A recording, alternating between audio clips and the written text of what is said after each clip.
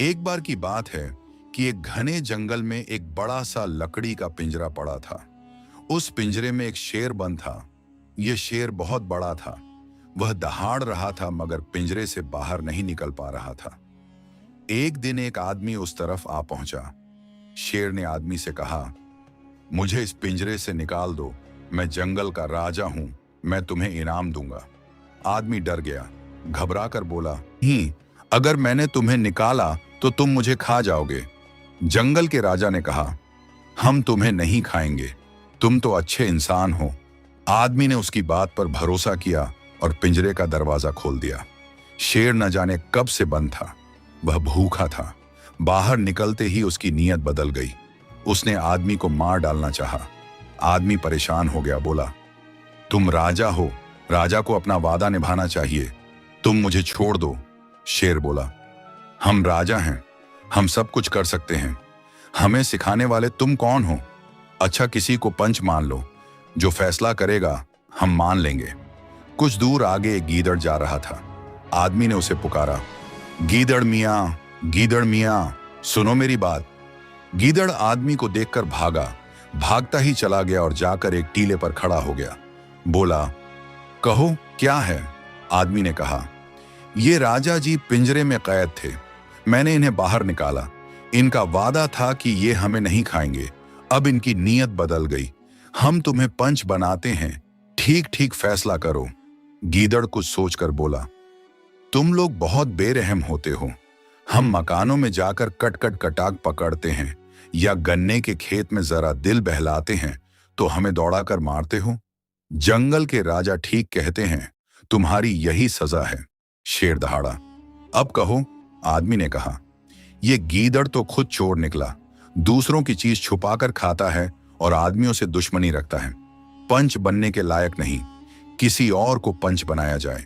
शेर ने कहा, अच्छा, कोई और सही। दोनों आगे बढ़े। कुछ फासले पर एक भेड़िया फिर रहा था। आदमी ने आवाज दी, भेड़िए, सुनो मेरी बात। ये राजा जी पिंजरे में कैद थे। मैंने इन्हें बाहर निकाला। इनका वादा था कि ये हमें खाएंगे नहीं। अब इनकी नीयत बदल गई। हम तुम्हें पंच बनाते हैं। ठीक ठीक फैसला कर दो। भेड़िया कुछ सोचकर बोला, तुम लोग बहुत जालिम हो। हमें हमारी कुटिया से ढूंढ ढूंढ कर मारते हो। जंगल के राजा की बात ठीक है। तुम्हारी यही सजा है। शेर दहाड़ा। अब कहो, आदमी ने कहा। यह तो दुश्मनी से कह रहा था। किसी और को पंच बनाया जाए। शेर ने कहा, अच्छा और सही। दोनों आगे बढ़े। एक पेड़ पर भालू मियाँ उल्टे चढ़ रहे थे। आदमी ने कहा, भालू मियाँ, भालू मियाँ, मेरी बात सुनो। भालू मियाँ वहीं से बोले, क्या है? आदमी ने कहा, ये राजा जी एक पिंजरे में कैद थे। मैंने इन्हें बाहर निकाला। इन्होंने कहा था कि मैं तुम्हें नहीं खाऊंगा। अब इनकी नीयत बदल गई है। हम तुम्हें पंच बनाते हैं। ठीक ठीक फैसला करो। भालू मियाँ बोले, तुम लोग बड़े शरारती होते हो। हमें पकड़ते हो, हमारी नाक में रस्सी डालते हो, हमें नचाते हो और कहते हो, बेटा अपना नाच दिखा दे। हम थक जाते हैं। अगर जरा तुम्हारी बात ना माने तो डंडों से मारते हो। जंगल के राजा तुम्हें खा जाए तो अच्छा है। शेर दहाड़ा। आदमी ने कहा, यह भी दुश्मनी से कह रहा है। किसी और को पंच बनाया जाए। शेर ने कहा, तेरे तो सभी दुश्मन हैं। अच्छा, अपने किसी दोस्त से भी पूछ के देख। दोनों कुछ दूर चले। आगे एक मोटा सांड चढ़ता हुआ दिखाई दिया। आदमी ने आवाज दी, सांड मियाँ, सुनो मेरी बात। सांड ने जो शेर को देखा तो पूंछ ऊपर को उठाकर भागने की तैयारी की। आदमी ने कहा, सांड मियाँ, भागो नहीं। तुम पंच हो, एक फैसला करो। और फिर उसने सारी बात बताई। सांड ने कुछ सोचकर कहा, तुम हो आदमी, ये हैं जंगल के राजा। ये भी बड़े, तुम भी बड़े। भैया, मैं किसी के बीच में नहीं पड़ता। मेरा तो सलाम लो। ये कहकर सांड मियाँ रवाना हो गए। शेर गरजा, अब कहो, ये तो तुम्हारा दोस्त था। आदमी ने कहा, इसने तो कोई फैसला ही नहीं किया। किसी और को पंच बनाया जाए। शेर ने अपनी पूंछ जमीन पर मारी और बोला, अब मैं नहीं रुक सकता।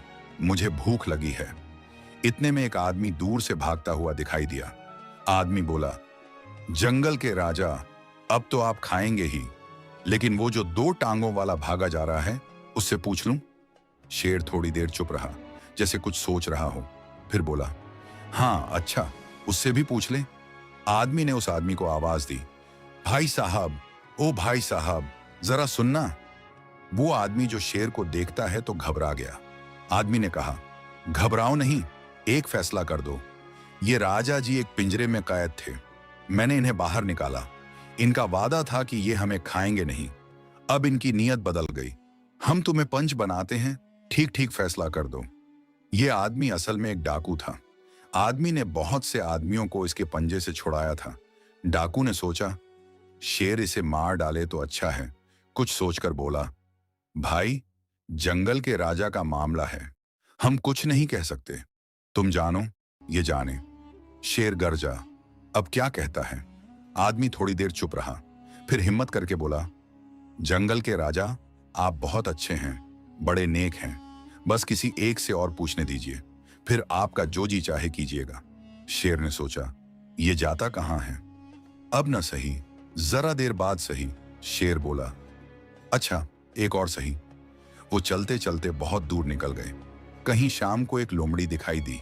आदमी ने बड़े अदब से पुकारा, बेलोमड़ी, बेलोमड़ी, सुनो मेरी बात। लोमड़ी ने शेर को देखा और जरा पीछे खिसक कर खड़ी हो गई। आदमी ने उसे भी सारी बात बता दी, फिर कहा, हम तुम्हें पंच बनाते हैं, ठीक ठीक फैसला कर दो। लोमड़ी ने अपने कोट की जेब से ऐनक निकाली, उसे नाक की नोक पर रखकर सोचने लगी। फिर बोली, भाई, मैंने बहुत सोचा, मेरी समझ में कुछ नहीं आता। पहले मैं यह देख लूं कि पिंजरा कैसा था, हमारे राजा जी इसमें किस तरह बंद थे, तुम किधर से आए थे, तब मैं फैसला कर सकती हूं। आदमी ने शेर की तरफ देखा। शेर ने कहा, अच्छा चलो। वे तीनों पिंजरे के पास पहुंचे। लोमड़ी ने पहले घूम घूम कर पिंजरे को चारों तरफ से देखा, फिर बोली, भला इसमें राजा जी जा कैसे सकते हैं? शेर को गुस्सा आ गया। उसने लोमड़ी को घूरा, झट पिंजरे में जा पहुंचा और बोला, मूर्ख ऐसे। लोमड़ी ने कहा, अच्छा, इसके किवाड़ किस तरह बंद थे? आदमी ने किवाड़ बंद करके ताला डाल दिया और कहा, ऐसे। ताला बंद होते ही लोमड़ी खिलखिलाकर हंस पड़ी। राजा जी, अब यहां कुछ दिनों आप रहें, मैं वही हूं जिसके बच्चे आप खा गए थे। ये कहकर लोमड़ी अपनी राह हो ली और आदमी अपनी राह हो लिया।